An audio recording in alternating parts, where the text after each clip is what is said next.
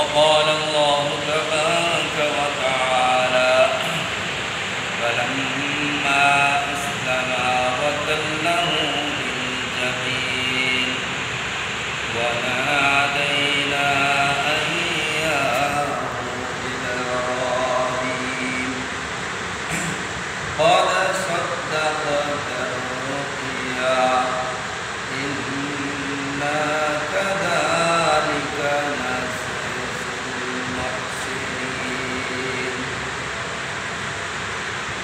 قال النبي عليه الصلاة والسلام إنما الأعمال بالنيات وقال رسول الله صلى الله عليه وسلم وقال رسول الله صلى الله عليه وسلم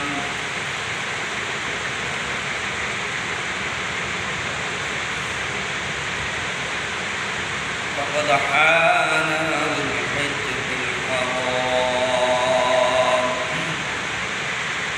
شرعت لنا فيها أحكام وأعظمها من بهيمة الأنعام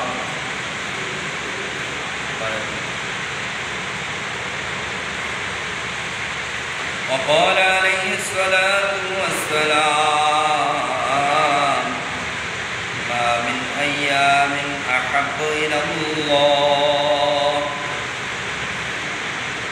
أن يتعبد له فيها من يعدل صيام كل يوم منها بصيام سنة وقيام كل ليلة منها بقيام ليلة القدر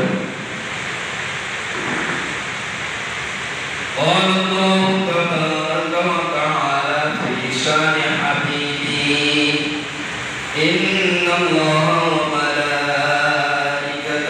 يصلون على النبي يا أيها الذين آمنوا صلوا عليه وسلموا تسليما اللهم صل على محمد وعلى كما صليت على إبراهيم وعلى آل إبراهيم إنك حميد مجيد اللهم بارك على محمد وعلى آل محمد كما باركت على إبراهيم وعلى آل إبراهيم إنك حميد مجيد لا إله إلا الله لا إله إلا الله لا إله illallah, la ilaha illallah, Muhammadur Rasulullah.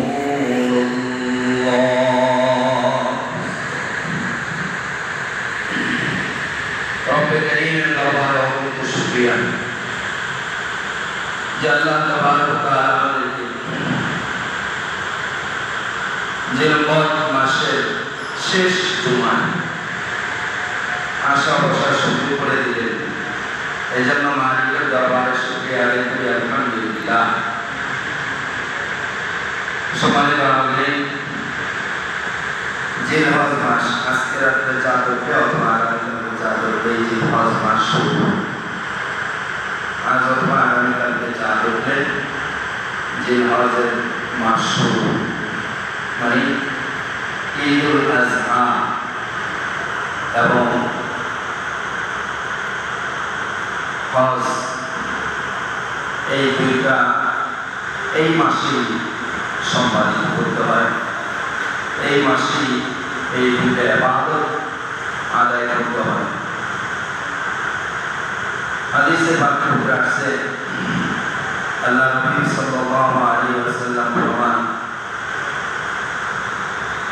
বছরের সবচেয়ে উত্তম দিনগুলোর ভিতরে সবচেয়ে দামি দিন হলো জিলহজ মাসের 10 দিন, জিলহজ মাসের প্রথম 10 দিন, যেটা আল্লাহ পাক রব্বুল আলামিন নিজেই শপথ করে বলতেছেন, ওয়াল ফাজর ওয়া লায়ালিন আশর ওয়াশ-শাফি ওয়াল ওয়াতর। রব্বুল কারীম আল্লাহ তাবারক ওয়া তাআলা নিজেই ঘোষণা করেন, আমি ফজরের কসম করলাম, আর কসম ওই 10 রাতে, এবং জোর ও বেজোর রাতে, জোর এবং বেজোরে আল্লাহ তাবারক ওয়া তাআলা আমাদের জানাইলেন 10টা, কোন 10টা? রাসূল করিম সাল্লাল্লাহু আলাইহি ওয়াসাল্লাম জানাইছেন বছরের সবচেয়ে দামি 10টি রাত, দামি 10টি দিন হলো জিলহজ মাসের প্রথম 10 দিন। তাহলে জিলহজ মাসের প্রথম 10 দিনের আমল কি?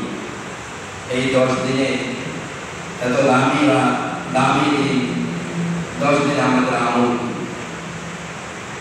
হাদিসের ভিতরে আসছে, রাসূল করিম সাল্লাল্লাহু আলাইহি ওয়াসাল্লাম ফরমান, কোন আল্লাহর বান্দা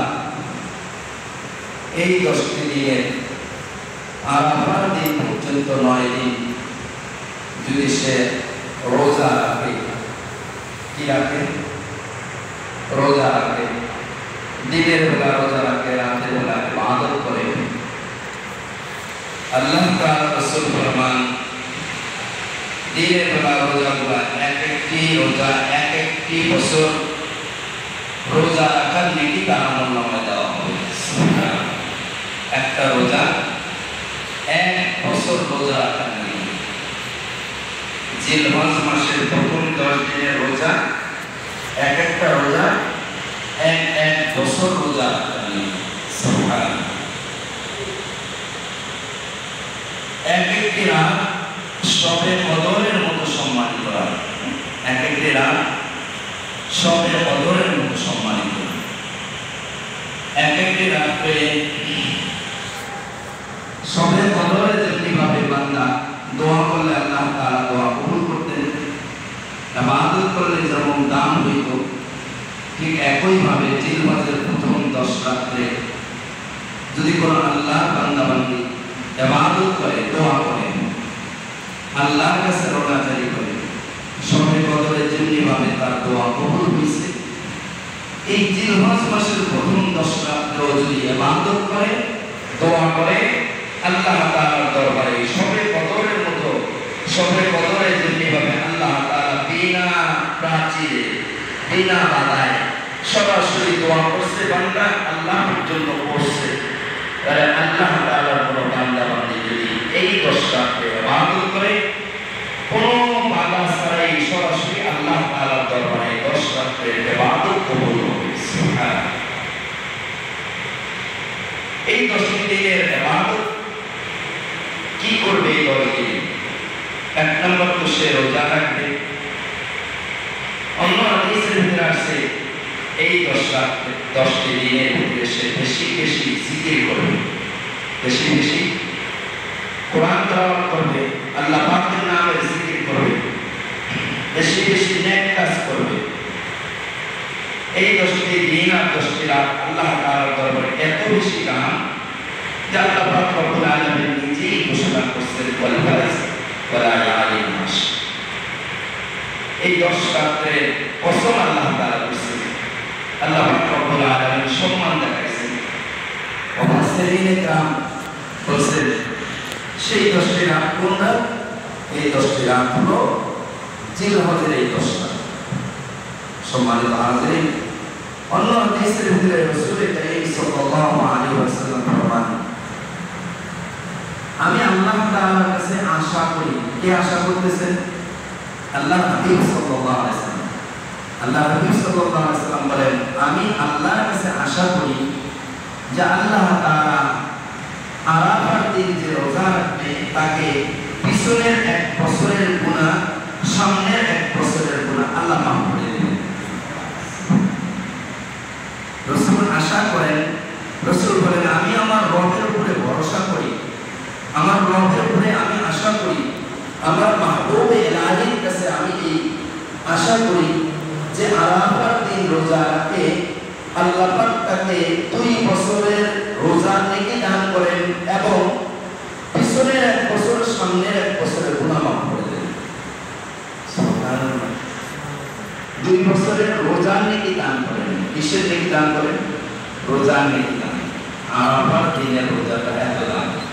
আরাফার দিনটা কোন দিন? ঈদের আগের দিন। আমাদের দেশে বলেন না ঈদের আগের দিন, মানে হজের দিন। যেদিন হজ হয় এই দিন হলো আরাফার দিন। আরাফার ময়দানে যখন আল্লাহর মাহবুবরা, আল্লাহ পাকের আশিকরা, আল্লাহ তাআলার মেহমানরা ময়দানে আরাফায় যখন হাজির হয়ে বলতে থাকেন, দোয়া করতে থাকেন, লাব্বাইক আল্লাহুম্মা লাব্বাইক, এই যে আমরা হাজির হয়েছি খোলা আকাশের নিচে, এখানে আমরা হাজির হয়ে গেছি। আমরা অন্য কোনো পোশাক পরি নাই। আমি অনেক বড় লোক, আমাকে অনেক সম্পদ দিয়েছেন তাই আমি অনেক দামি পোশাক পরছি, এমনটা না। বরং সবাই যে কাপড় পরছে, আমার কাপড়ের ভিতরে, আমার পোশাকের ভিতরে, অন্যের পোশাকের ভিতরে ডিজাইন একরকম।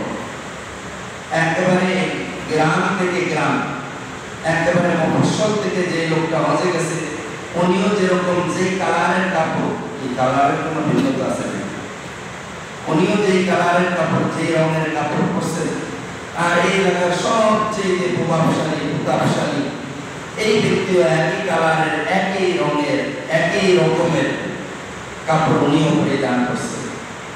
হয়তো একটু দাম কম বেশি হতে পারে, তার কাপড়টা হয়তো একটু বেশি দাম, তত বেশি দাম দিয়ে ওইটা কিনা যায় না, প্রায় একরকমই, সামান্য কম বেশি হয়। কাপড়ের কালার একরকম, পরার বিধানও একরকম। কেউ যে ইচ্ছা করে না আমি এটা মাথার উপর দিয়ে পরবো, পায়ের নিচে দিয়ে পরবো, এটাও কোনো বিধান নেই। সবাই একরকমের পরিধান করতে হয়, কারো কোনো ভিন্নতা নেই। সবার কাপড় পরিধানের নিয়ম একরকম। ওইখানে সবাই এক হইয়া কাঁধে কাঁধ মিলায়া, গরিব ধনী, আলেম, কি বলেন ইমাম মুসল্লি, সবাই একসাথে হইয়া ওই জায়গায় বলতেছেন, এই রব্বুল আলামিন এই যে আমরা হাজির হয়েছি, লাব্বাইক আল্লাহুম্মা লাব্বাইক লা শারীকা লাকা লাব্বাইক। আমি আর কারো কাছে হাজিরা দিতেছি না, আমি তার কাছে হাজিরা দিতেছি যার কোনো শরীক নাই, যার কোনো শরীক নাই, যিনি একমাত্র রব, লা ইলাহা ইল্লাল্লাহ, যিনি ব্যতীত আর কোনো ইলাহ নাই। সম্মানিত হাজিরিন, আল্লাহ তাআলা দরবারে হজের জন্য আসলে সংক্ষিপ্ত একটু কথা মনে হয়েছে। কবুলিয়াত দরকার। কিসের দরকার বলেন? কবুলিয়াত দরকার। আমাদের বাংলাদেশের ঢাকায় এক প্রভাবশালী লোক, তিনি হজে যাবেন, স্বামী স্ত্রী 2 জন হজে যাবেন। হজের সময় খুব কাছাকাছি চলে আসছেন, এমন সময় ডাক্তার পরামর্শ দিচ্ছেন আপনি যাইতে পারবেন, আপনার স্ত্রী যাইতে পারবে না। কেন? তার রোগ এমন ধরা পড়ছে যেটা দ্বারা যে রোগ নিয়ে হজে যাওয়া যাবে না, তার আরো রোগ বাড়বে, সে আরো বেশি দুর্বল হয়ে যাবে। আল্লাহর বান্দী অনেক আগে থেকে হজের নিয়াত করছে, হজে যাবে, আল্লাহ তাআলা অনেক টাকা সম্পদের মালিক বানিয়েছে, কিন্তু তিনি হজে যাইতে পারতেছেন না, ডাক্তার নিষেধ করছে। এবার বলতেছে আপনি কিছুদিন ওষুধপত্র খাবেন, তবে আপনি হাঁটা চলা করতে পারবেন না, আপনাকে হুইল চেয়ারে চালাইতে হবে, আপনার সাথে একজন খাদেমা লাগবে, একজন সহযোগী লাগবে, তিনি আপনাকে ধরে যদি আপনি এইভাবে যাইতে পারেন তাহলে যাইতে পারবেন, যাইতে পারবেন। তার বাড়িতে একজন কাজের মেয়ে আছে, রান্না করে, কাজ করে। তাকে বলছে দেখো আমাদের ফ্যামিলিতে কিন্তু বাচ্চা কাচ্চা আছে, এদেরকে দেখাশোনা করতে হবে, এই জন্য তুমি থাকবা। দেখো তো তোমাদের ভিতরে এমন কেউ আছে কিনা যে 1-1.5 মাসের জন্য আমাদের সাথে হজে যাবে, কিন্তু সে আমার কাজ সব করতে হবে, আমাকে মত করবে। ঘটনা করবে এই কাজের মহিলা যেই বাসায় থাকে, যেইখানে ভাড়া থাকে, ওইখানে আরেকজন কাজের মহিলা আছে, তিনি আরেকজন প্রভাবশালী লোকের বাসায় কাজ করেন। তিনি ওই বছর হজে যাবেন, সে এক কলেজের প্রফেসর। তিনি হজে যাওয়ার জন্য কাপড়, এহরামের কাপড় কিনে নিয়ে আসছেন, এটা একটু ধুয়ে নিলে মাঠটা থাকবে না, পড়তে আরাম লাগবে। ওই যে কাজের মেয়ে তাকে বলছে মা কাপড়গুলো দিয়ে দাও, এগুলো পরে আমরা হজে যাবো, এগুলো এহরামের কাপড়, এই সময়টা আমরা এই সময় এগুলো পরা থাকতে হয়। তো তিনি পরার পরে কাপড় ধুইতে গোসলখানায় নিয়ে গেছেন, এবার কাপড় যখন ওয়াশ করতেছেন, ধুইতেছেন, ওই আল্লাহর বান্দী গ্রামের মানুষ, সহজ সরল মানুষ কাজ করে, তার চোখ থেকে আবেগে পানি পড়া শুরু হয়ে গেছে। হায় কাপড় তোমার কত দাম, তুমি বাইতুল্লাহ পর্যন্ত যাইবা, তুমি আরাফার ময়দানে হাজির হইবা, আর আমি মানুষ, আমি গোলাম মনিবের, কিন্তু আমার দ্বারা এই তৌফিক আল্লাহ তাআলা আমাকে দেয় না, আমি হজে যাইতে পারতেছি না। তবে আমি যে তোমাকে ধুয়ে দিতেছি, হতে পারে এটা ময়দানে আসলে আমার ওসিলা হবে। আবেগ নিয়ে সে কাপড়টা ধুইছেন, কান্না করছেন, আল্লাহ তাবারক ওয়া তাআলা কবুল করে নিয়েছেন তার এই কান্নাটা। একজন কাজের মেয়ে, একজন একেবারে নিম্ন আমাদের সমাজের একেবারে দিনমজুর, একেবারে সাধারণ মানুষ, তিনি দোয়া করছেন, হাত উঠায় না, বরং ভিতর থেকে, অন্তর থেকে তার যে আবেগটা ছিল, তার যে মহব্বতটা ছিল, তার যে ভালোবাসাটা ছিল মালিকের জন্য, হজের জন্য যে তার ভিতরে একটা ক্রন্দন সৃষ্টি হয়েছে, সেটা তার চোখ থেকে পানি পড়ে গেছে। আল্লাহ পাক রব্বুল আলামিন তার দোয়া কবুল করে নিয়েছেন। ওই বাসার কাজের লোকটা এসে বলতেছে না আপনি যদি এক জায়গায় কাজ করেন জানি, আমার বাড়িওয়ালা সেও হজে যাবে, এই ঘটনা ঘটছে, এখন তার বাসায় আমি তো থাকতে হয়, আমার নিত রয়েছে, আপনি যাবেন কিনা? আপনি তো নামাজ কালাম পড়েন, একজন ঘরে গেল বলে ভালো হয়, আপনি তো মোটামুটি দিন মানেন, আপনি তো পর্দা পরিষ্কার করে চলেন, আমি নামাজ কালাম পড়েন, আপনি হইলে ভালো হয়, যাবেন নি আপনি? এইভাবে ওই মহিলা তো পাগল করা হয়ে গেছে। এটা তো কেমন কথা? আলহামদুলিল্লাহ আমি রাজি আছি। মালিকের কাছে যা বলছে আমার 1.5 মাসের ছুটি দিতে হবে। কেন? রহিমা না আমাকে 1.5 মাসের ছুটি কেন? বলে এটা আমার কাজ আছে, ব্যক্তিগত কাজ। তুমি তো 5 দিন, 2 দিন, 4 দিনের বেশি ছুটি নাও না, 1.5 মাস ছুটি নিবা, 2 মাসের ছুটি নিবা, কারণ সে আর বলে না আমার ছুটি দিতে হবে, স্যার আমাকে ছুটি দিতেই হবে। ছুটি নিয়ে গেছে, আল্লাহর বান্দী তাদের সাথে হজে চলে গেছে। ওনারা টাকা যেভাবে করা লাগে তাড়াতাড়ি কাজটা হজে নিয়ে গেছে। একই হোটেলে ঘটনা ঘটে বসছে, যখন হোটেলে উঠতেছে ঘটনা ঘটেছে, হোটেলে উঠতেছে এমন সময় এই প্রফেসর লোক তিনি তাকায় দেখতেছেন আমার বাসার যে রহিমা কাজ করতে এরকম তৈরি দেখা যায় না। দুনিয়াতে হাজারো মানুষ আছে একজন একজনের চেহারা মতো হইতে পারে,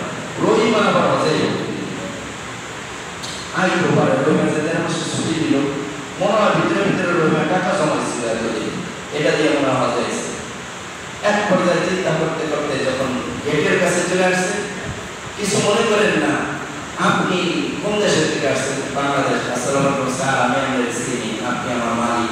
হ্যাঁ, তুমি আমাদের বাসার রহিমা? তাহলে তুমি কিভাবে আসলা? স্যার আমি এইভাবে আসছি।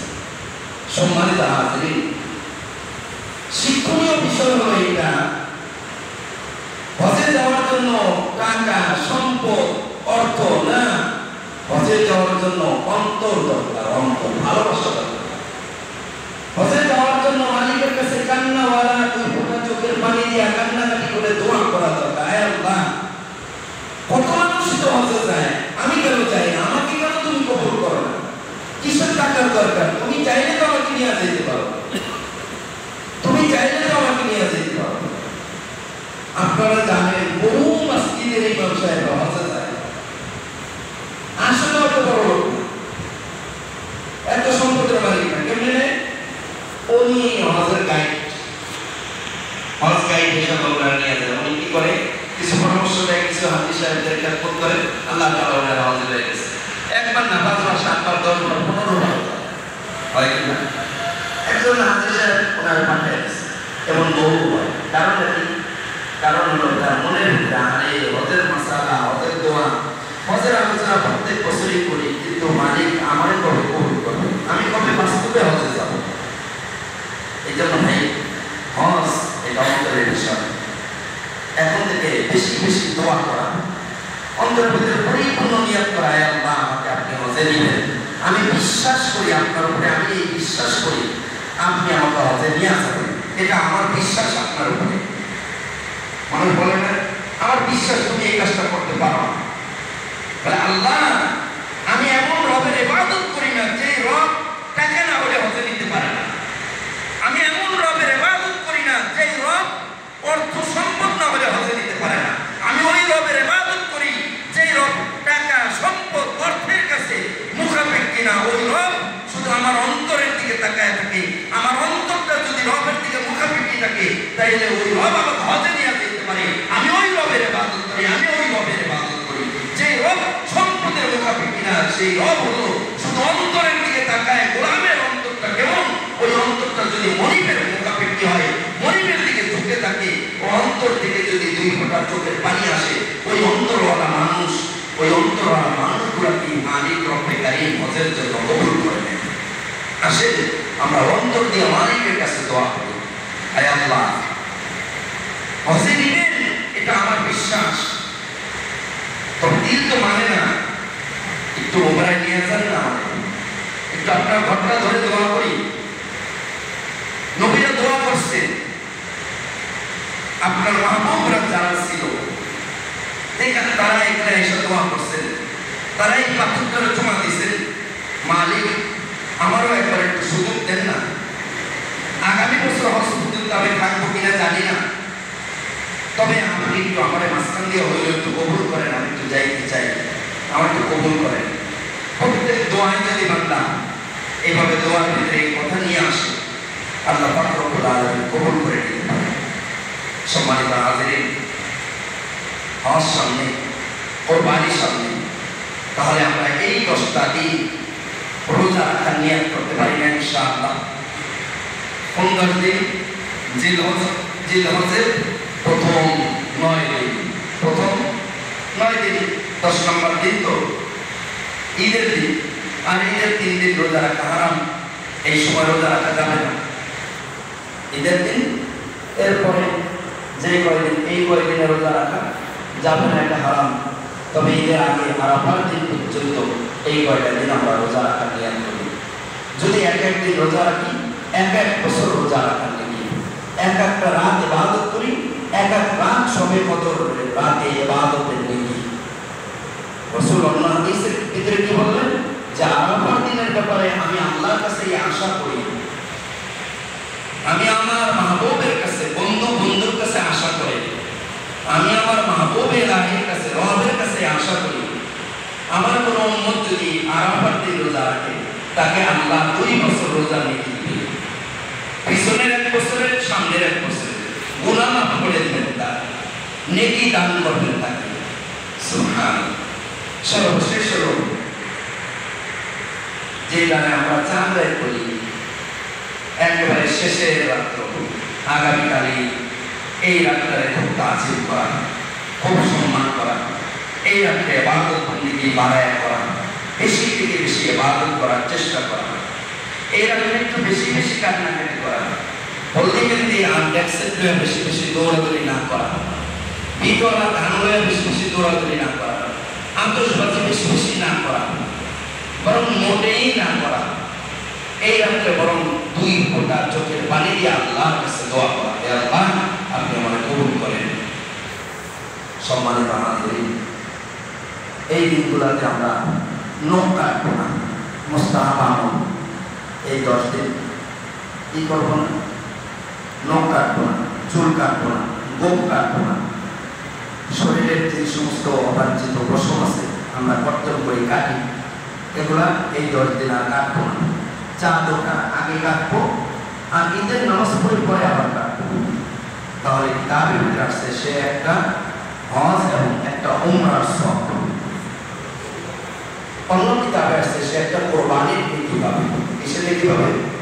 কোরবানি। কোরবানি দিতে পারি নাই, একটা আনন্দ করতে পারি, এটার জন্য তার 20,000 টাকা লাগে না। আমরা চাঁদটা আগে গোপগুলা কেটে নিলাম, নখ কেটে নিলাম, চুল কাটলাম, চাঁদটার পরে আর এগুলো করলাম না। ঈদের নামাজ পড়ে এরপরে যদি প্রয়োজন হয় তারপরে কেটে নিব, তাহলে কি হলো?